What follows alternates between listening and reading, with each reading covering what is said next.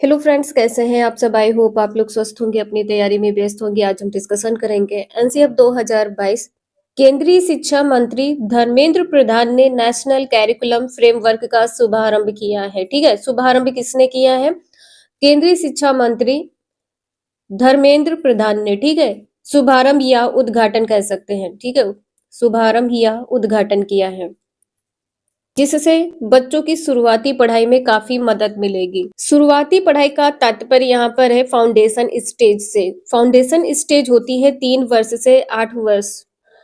NCF 2022 के साथ साथ केंद्रीय विद्यालय में बाल वाटिका का भी शुभारंभ किया गया है। किसने किया है? धर्मेंद्र प्रधान ने किया है। केंद्रीय शिक्षा मंत्री हैं।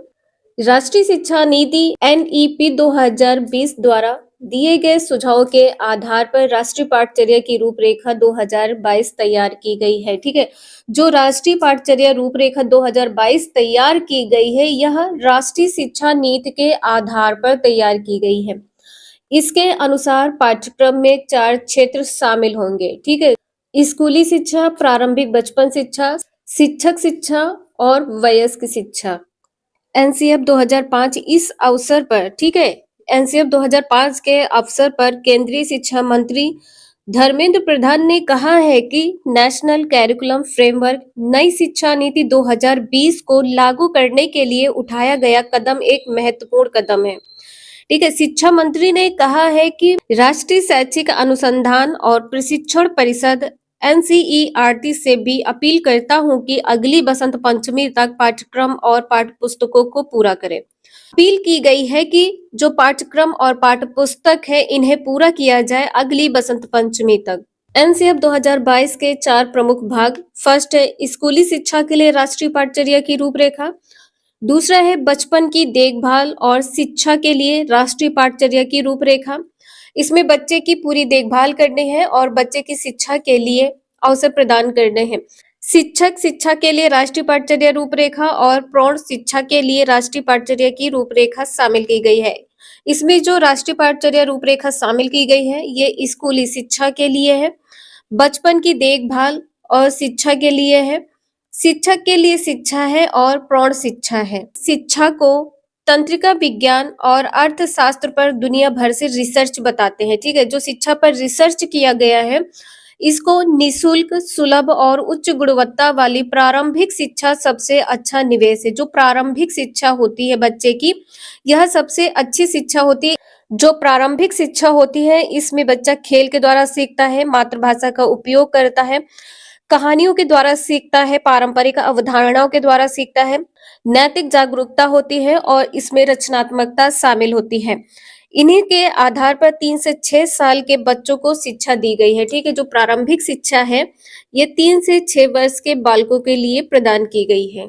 पहले 8 वर्षों में मस्तिष्क का विकास सबसे तेज करना है। ठीक है, 3 से 8 वर्ष में बच्चे का विकास सबसे तेज करना है। बच्चे के जीवन के पहले 8 वर्षों में मस्तिष्क का विकास सबसे तेजी से होता है।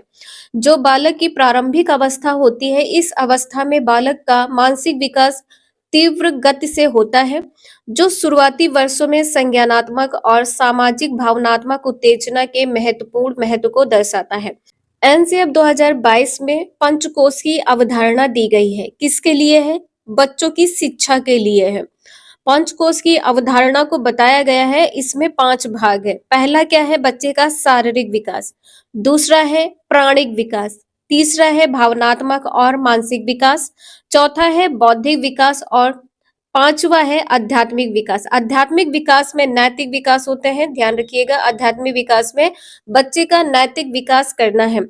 एनसीएफ के अनुसार पंचकोश मानवीय अनुभव, जो पंचकोश हैं, ये मानवीय अनुभव है, समझ और शरीर मन के महत्व की एक प्राचीन व्याख्या है। जो पंचकोश है, यह मानव के अनुभव, समझ और शरीर के महत्व की एक प्राचीन व्याख्या है। मानव विकास के लिए समग्र शिक्षा की दिशा में स्पष्ट मार्ग है। बच्चे को क्या करना है? समग्र शिक्षा से अवगत करवाना है और बच्चे को एक स्पष्ट मार्ग और दिशा देना है। ठीक है, एक स्पष्ट मार्ग और दिशा देना है। एनसीएफ 2022 के उद्घाटन के साथ बाल वाटिका का भी उद्घाटन किया है और यह उद्घाटन शिक्षा मंत्री ने किया है। केंद्रीय विद्यालयों में बाल वाटिका आंगनबाड़ी केंद्रों के कार्य के समान होगी। जो बाल वाटिका है यह आंगनबाड़ी के केंद्र के समान कार्य करेगी। बाल वाटिका का मुख्य उद्देश्य क्या है? बच्चों का सर्वांगीण विकास करना, ठीक है, और एक सही दिशा देना। फाउंडेशन स्टेज के लिए एनसीएफ 2022 8 साल के बच्चों के लिए शिक्षा के लिए है, ठीक है। जो 8 साल के बच्चे हैं उनके लिए शिक्षा है। जो फाउंडेशन स्टेज होती है, पहले भी आपको बताया, जो फाउंडेशन स्टेज होती है ये 8 वर्ष के बालकों के लिए है। एनसीएफ का मुख्य फोकस जो है, मुख्य उद्देश्य क्या है? बचपन की देखभाल और शिक्षा पर होगा। नेक्स्ट है विद्या प्रवेश कार्यक्रम। एनसीईआरटी द्वारा कक्षा 1 में प्रवेश करने वाले छात्रों के लिए, ठीक है, कक्षा 1 में जो बच्चे प्रवेश करेंगे उनके लिए विद्या प्रवेश विकसित किया गया है। विद्या प्रवेश क्या है? प्रवेश स्तर की शिक्षा है। इसमें बच्चे के नैतिक मूल्यों और सांस्कृतिक विविधता को सीखने और भौतिक, सामाजिक और प्राकृतिक वातावरण के साथ सहज होने में सक्षम बनाया जाएगा।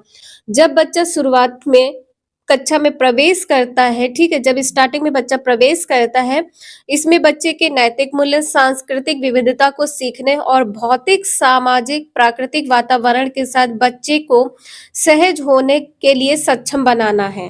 एनसीएफ 2022 से संबंधित जितने भी इंपॉर्टेंट पॉइंट्स थे सभी यहाँ पर आपको कंप्लीट करवा दिए हैं। आई होप आप लोगों को समझ में आया होगा। वीडियो यूजफुल लगे लाइक करें, चैनल को सब्सक्राइब करें एंड शेयर करें। Thank you for watching this video.